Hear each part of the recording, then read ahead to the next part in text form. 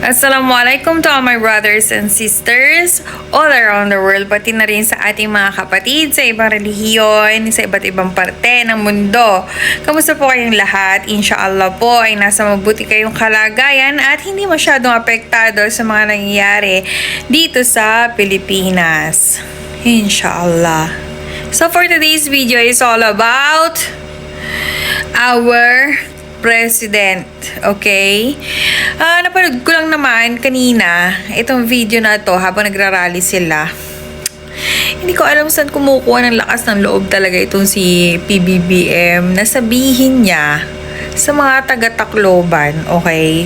Na ang kauna-unahan daw na rumisponde si Senator Tolentino. Sa pagkakaalam ko, kaya ko nga nakilala si former President Rodrigo Roa Duterte.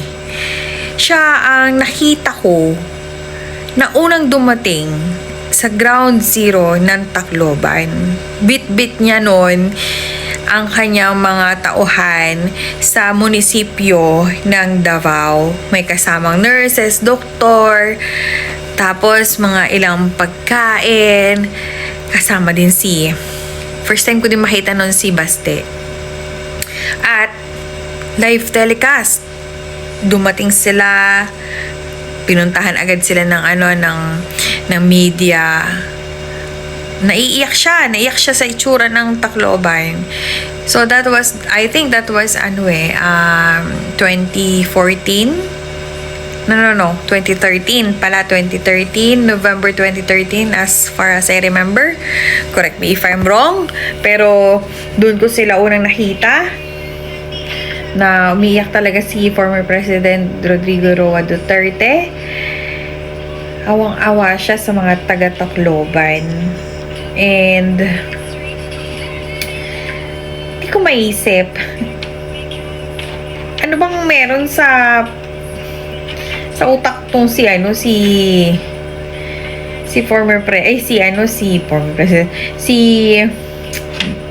President Marcos. Ano ba, high lang or ano? Diyos ko, hindi ko alam kung saan ka kumukuha ng mga history na kwento-kwento. Ikaw naman din, Tolentino, hindi ka naman nagsalita. Credit grabber kayo. Ano ba yan?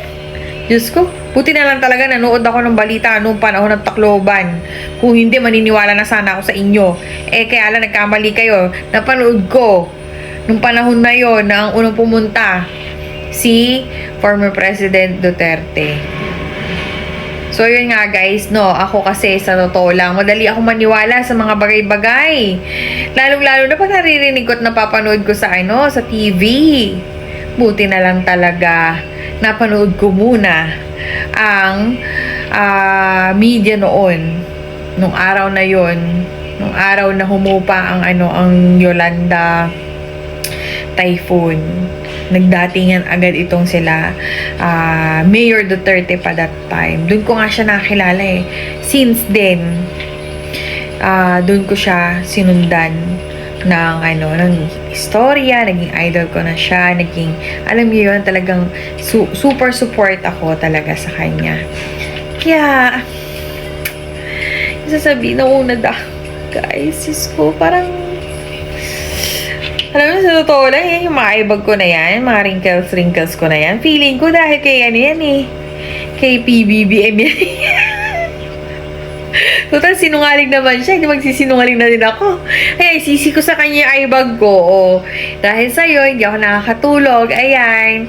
Dahil, tawag dito, nag-iisip ako na paano ba masusolusyonan ng problema mo. Ikaw, gusto ko tang sulatan. Gusto ko tang gawan ng video na alam mo yun. Kasi, diba, as I have said, meron akong family na ang background is about drugs.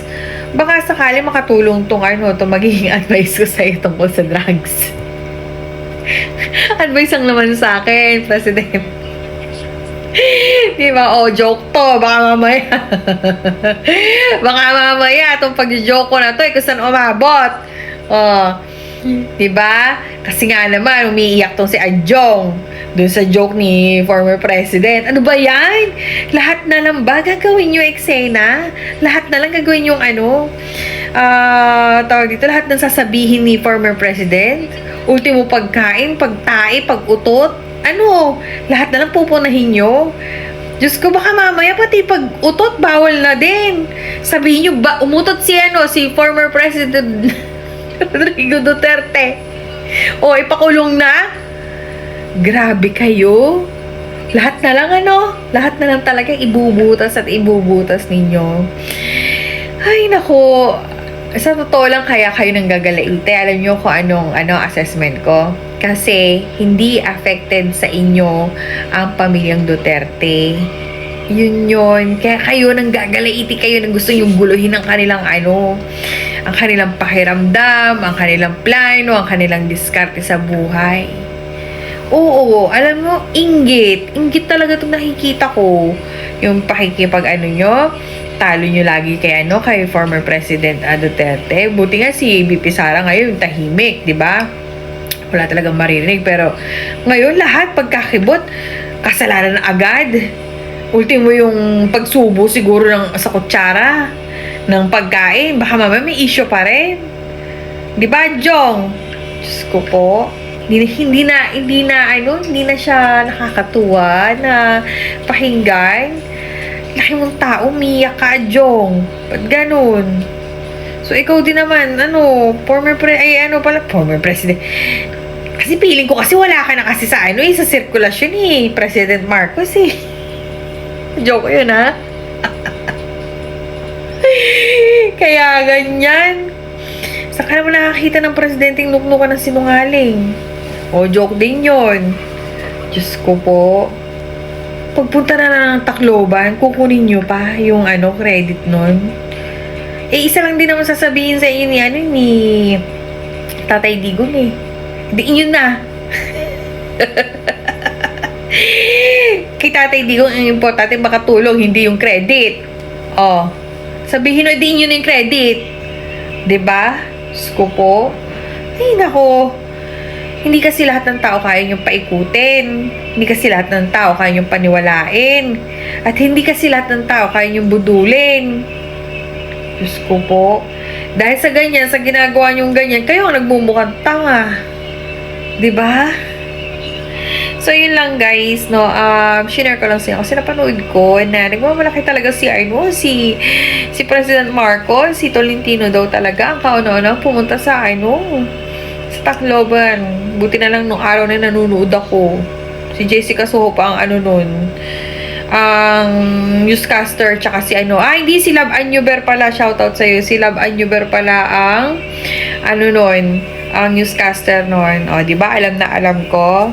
So, yun lamang guys, hindi lahat kailangan paniwalaan ang naririnig at napapanood. Okay? Sabi, bawal daw fake news bakit former na naman ako, si President Marcos fake news? Ba't hindi kasuhan?